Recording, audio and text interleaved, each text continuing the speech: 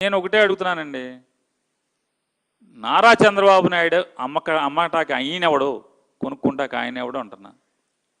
నాకు ఇంకో అనుమానం కూడా ఉంది.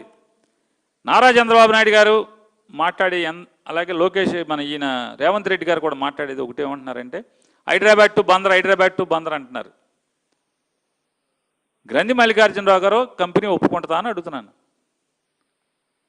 ఆల్రెడీ బీఓటీ కింద Hyderabad to Vijayawada GMR company ఒక రోడ్డు ఉంది.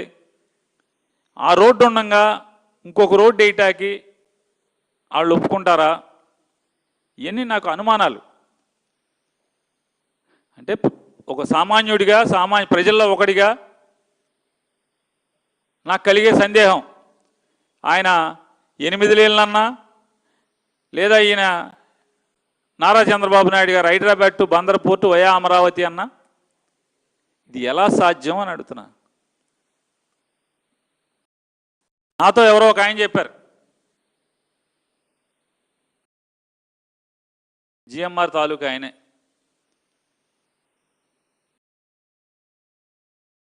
సెంట్రల్ గవర్నమెంట్లో ఉన్నటువంటి ఒక ఆయన. వారు ఏం చెప్తారంటే ఆంధ్ర తెలంగాణ విడిపోయినందుకు, కంబైన్డ్ స్టేట్ నుంచి స్టేట్ విడిపోయాక మాకు లాస్ వస్తుంది అని చెప్పని 3,500 కోట్లకి ఆర్బిట్రేషన్ వేశారని చెప్తున్నారు జిఎంఆర్ వాళ్ళు.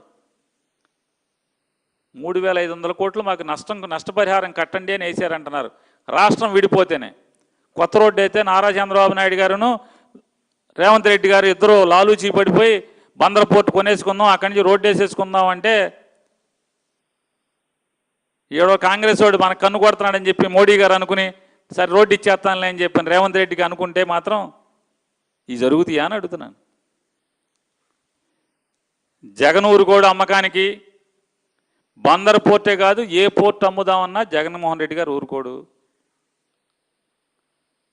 రెండోది, కాంగ్రెస్ వాడు కన్ను కొట్టాడు కదా అని చెప్పి కొత్త రోడ్డు ఇస్తానంటే వాళ్ళు ఊరుకుంటారా అని నాకు అనుమానం అది.